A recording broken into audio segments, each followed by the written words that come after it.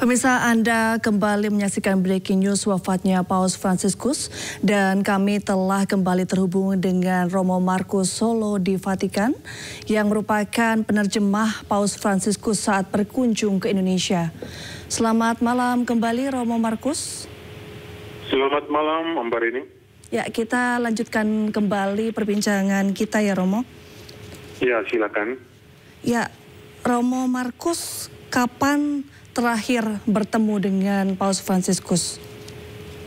Saya bertemu dengan Bapak Paus Fransiskus secara langsung pada bulan November tahun lalu.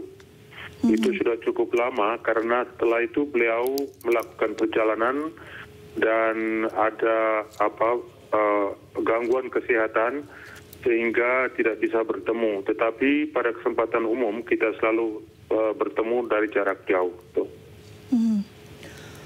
Romo Markus, sosok Paus Fransiskus ini sering digambarkan sebagai sosok yang sangat sederhana. Adakah kesederhanaan dari seorang Paus Fransiskus yang bisa Romo Markus ceritakan dalam menjalani kehidupan sehari-hari? Ada banyak sekali contoh kesederhanaan Paus Fransiskus ya.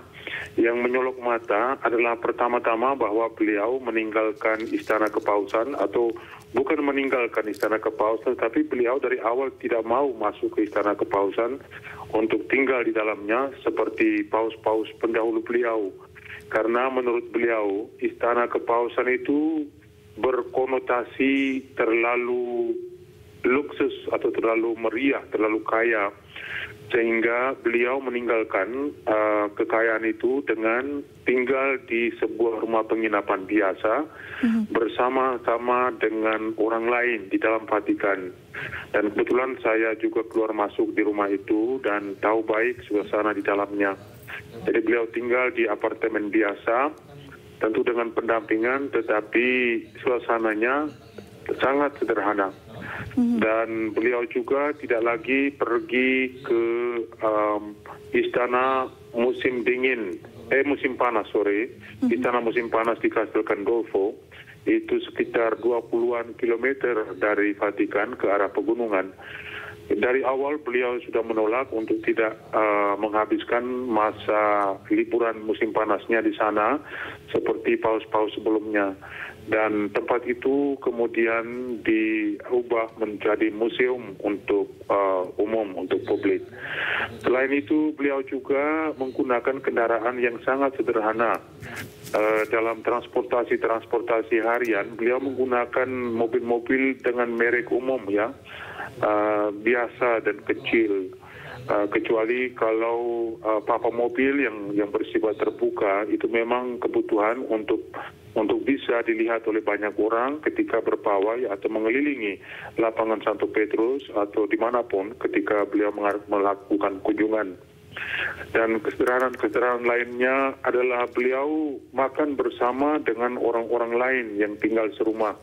Duduk di meja dengan orang lain, makan dan minum apa yang dihidangkan juga di sana. Dan beliau juga secara sangat demonstratif dekat dengan orang-orang miskin, dekat dengan para pengungsi, dekat dengan orang-orang yang tanpa rumah, dan orang-orang sakit, orang-orang jompo. Pokoknya beliau sangat dekat dengan orang-orang seperti itu. Hal itu hanya bisa dilakukan kalau memang beliau itu memiliki semangat kesederhanaan dan keterbukaan, dan semua itu beliau punyai. Dan itu kehebatan beliau ada di situ. Romo Markus Solo, kita akan berbicara lagi terkait lawatan Paus Fransiskus selama di Indonesia, karena memang ini menjadi momen bersejarah yang sangat membekas di hati tidak hanya umat Katolik Indonesia tapi juga warga Indonesia. Paus Fransiskus disebut datang atau melawat ke Indonesia menempuh perjalanan terpanjang seumur hidupnya. Apakah benar, Romo? Benar sekali. Jadi perjalanan ke Indonesia dilanjutkan ke Papua Nugini, lalu ke Timor Leste dan Singapura. Kalau semuanya dihitung-hitung, yang memang merupakan perjalanan terpanjang beliau selama 12 tahun masa kepausannya.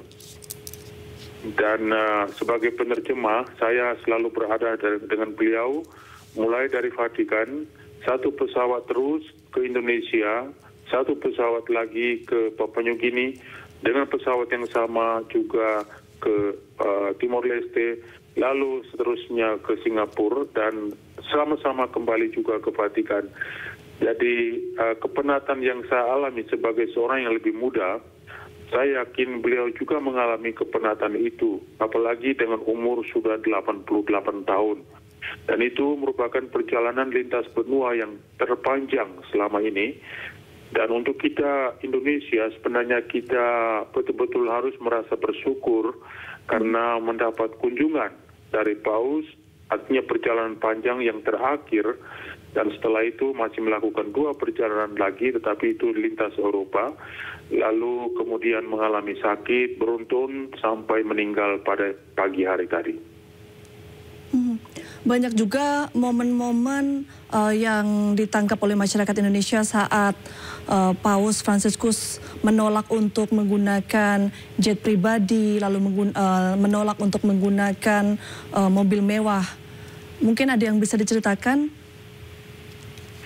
Betul sekali. Beliau tentu juga di Vatikan tidak pernah menggunakan mobil-mobil mewah dan apalagi jet pribadi.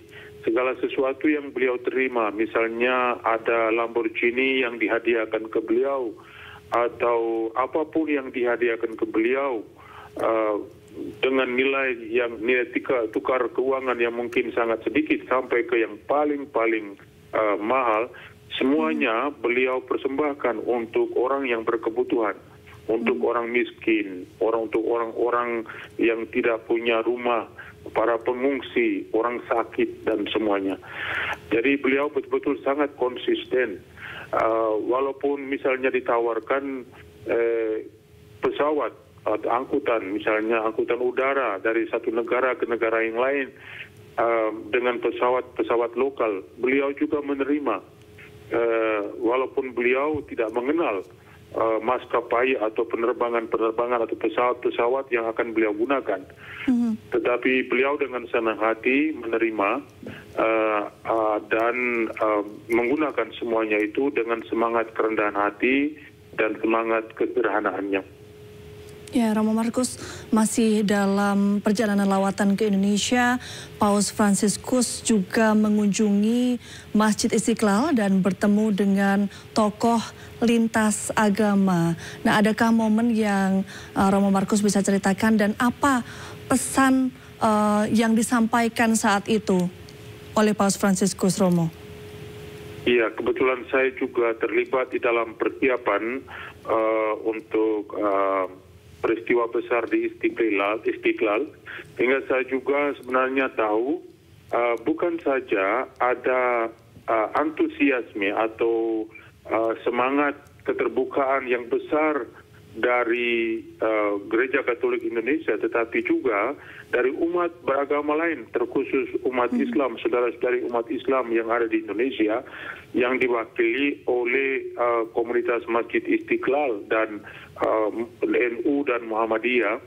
Mereka semua sangat aktif untuk menyediakan atau mempersiapkan segala sesuatu supaya kunjungan Paus Fransiskus ke Masjid Istiqlal betul-betul berhasil dengan 2 peristiwa penting, yaitu pemberkatan atau peresmian terowongan antara katedral dan Masjid Istiqlal, dan juga penandatanganan dokumen deklarasi bersama Istiqlal 2024 yang ditandatangani oleh Paus Fransiskus sendiri dan juga Imam Besar Istiqlal dan Menteri Agama saat ini, Profesor Dr. Nasruddin Umar. Dan itu merupakan suatu momen yang luar biasa ketika Paus melihat bahwa umat beragama Indonesia, terkhusus umat Islam sebagai mayoritas, betul-betul terbuka terhadap pertemuan, terhadap peristiwa besar yang bersejarah itu, begitu terlibat, sehingga beliau mendapat kesan yang sangat bagus tentang kerukunan hidup umat beragama di Indonesia. Oleh karena itu, beliau juga membawa kesan yang bagus itu kembali ke Vatikan. Dan saya yakin dalam berbagai kesempatan beliau juga menggunakan inspirasi-inspirasi itu untuk disampaikan pengajaran-pengajarannya menyangkut perdamaian lintas agama kepada berbagai pihak.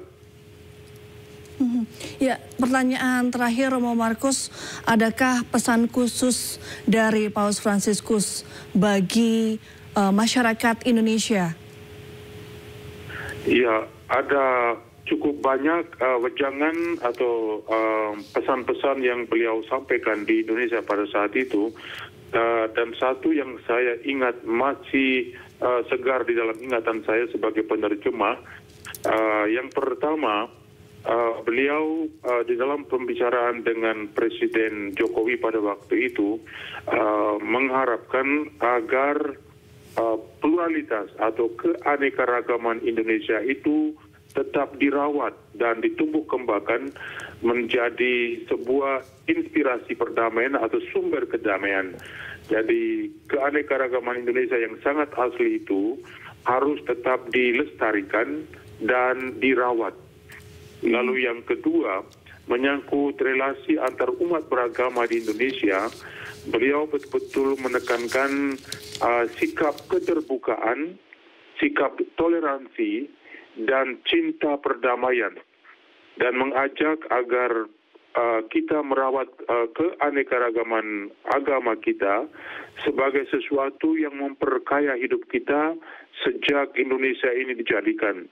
Dan ini merupakan ajakan yang sangat-sangat bermakna bagi kita. Semoga dalam doa ya, semoga semuanya ini bisa diteruskan atau direalisasikan dalam kehidupan kita berbangsa dan bernegara. Baik, terima kasih Romo Markus Solo atas waktunya dan perbincangan kita malam hari ini. Selamat malam dan selamat sehat Romo Markus. Pemirsa, Breaking News akan kembali sesaat lagi, tetaplah bersama kami.